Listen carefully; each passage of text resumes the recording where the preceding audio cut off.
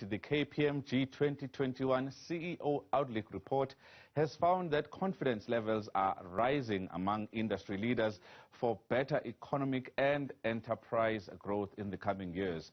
Just why CEOs, including those in South Africa, are so optimistic? Well, according to the latest report, acquisitions are expected to drive aggressive growth in the coming years, and the South African edition draws on the perspectives of the future of 50 CEOs across 10 industries. Joining us is KPMG CEO Ignatius Sehoole. Thank you very much, Ignatius, for joining us. The report is a three-year in-depth look, outlook from over 1,300, global CEOs and of major organizations. What's keeping these CEOs awake at night?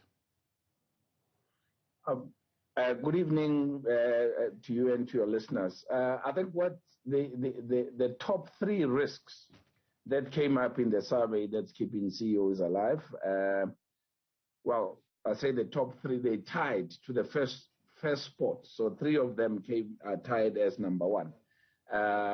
It is supply chain security, it is climate change, and it is cyber risk and regulatory risk. So those are the top three risks that are keeping the CEOs awake. Where does COVID-19 feature at all, and particularly here at home? Many of the CEOs have actually spoken about their unease over the July unrest that we saw, unprecedented, when it comes to that scale in KZN and Gauteng. What about those two other issues? Yeah, I think supply chain security has always been a problem or a risk for the CEOs, and it's always been in the top 10. But this time it has actually gone right up to the top, and the unrest that happened in KZN and in Gauteng also played a major role in pushing up the supply chain as a risk right at the top, because as you know, just immediately after the aftermath of all of those riots,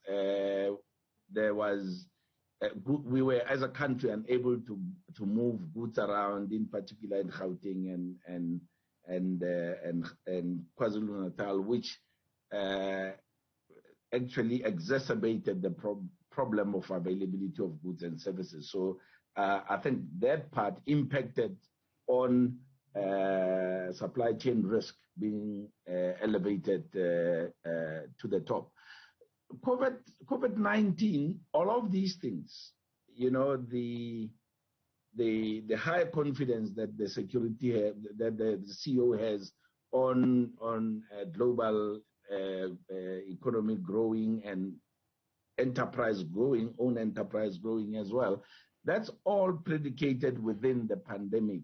I think there's been enough confidence that we're able to maneuver and work within COVID, but there is also an increased realization that the step up in the vaccination program would help stabilize the COVID situation. Therefore, people are now beginning to focus on the actual businesses of their companies within the pandemic. So it's about, while not ignoring the pandemic, but working within it, and with the optimism of vaccination increasing as to the 70% level at the very least, where we would have herd immunity. So the CEOs feel they can work around the constraint of COVID-19 if all those elements are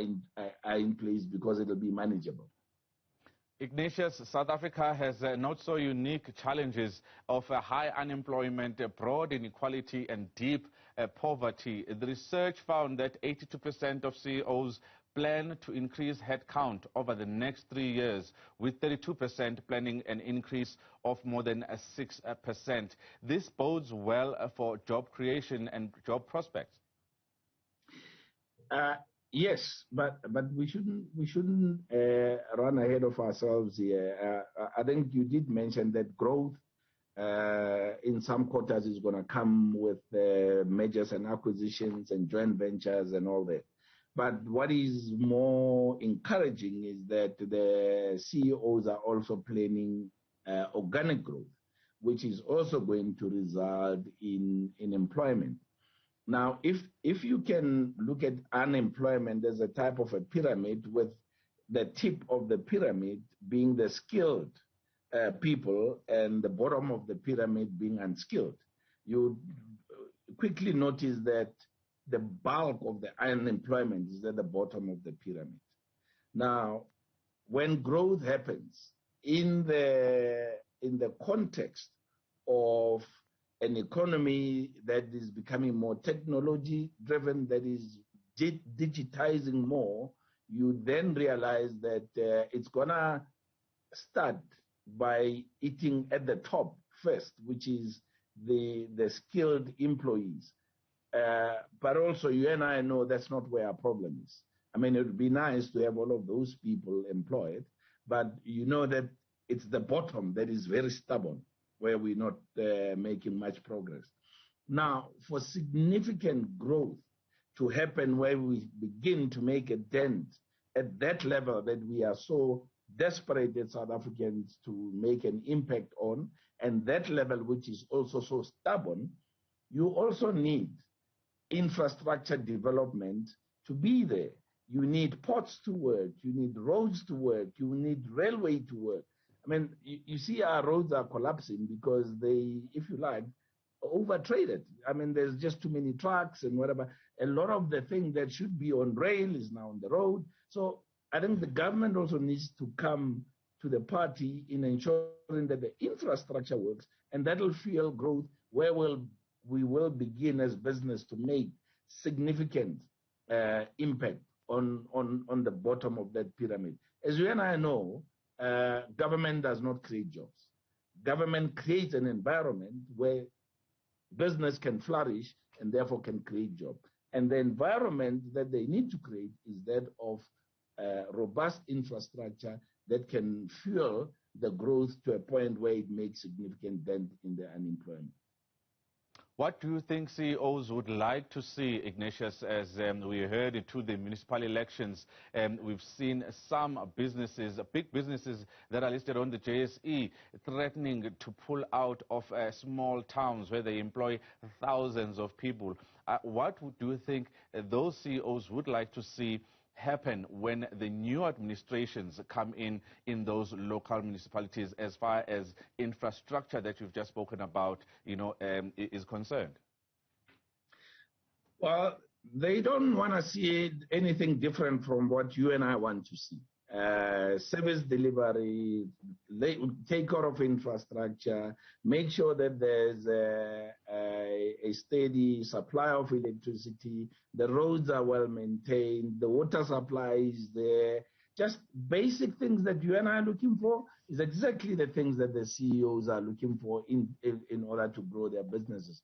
We've seen in Northwest, when one organization was wanting to pull up, running around at the last minute, it really is just inept. You don't need to do that. Everybody knows, including government knows, what should be done. I mean, somebody was telling me that last week or week before last, there was a big indaba on infrastructure where government and business was involved, and asking me, whether I'm confident with what's going to come out. Guys, we know these indabas have happened. We've spoken at South Africans. We speak a lot. We're not short of ideas. They're all over flip charts. They're all over files. They're all over hard drives. All what we need is implementation. We need to go out there and actually get South Africa working again. And our problems will lessen, and the growth of our economy will be fueled, and things will begin to work.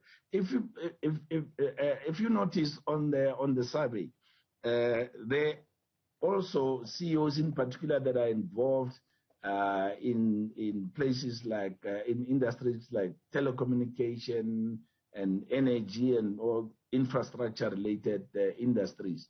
They're also looking out at issues of climate change, which is in that part of the top as well, and wanting government to partner with companies to ensure that the companies are able to achieve their. They all have different goals in when they're going to be state where there's zero carbon emission, but you need involvement of government. The good thing that also comes out in the survey is CEOs are feeling pressure to be able to disclose what they pay as tax to SARS. That is good news because it will increase tax morality.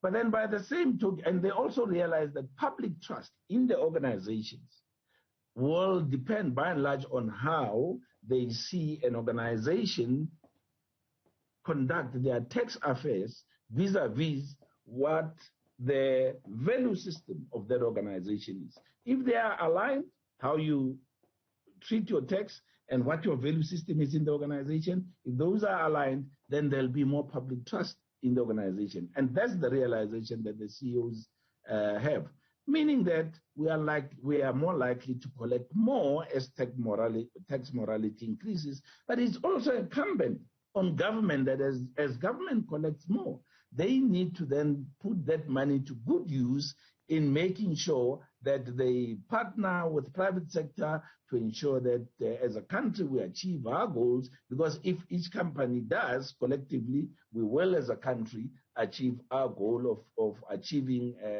a zero carbon emission, and therefore making sure that it's much better earth that we live for generations to come. So for us to actually be in the pound seat as far as development is concerned, the one thing that we must always keep in mind is that we need partnership from government.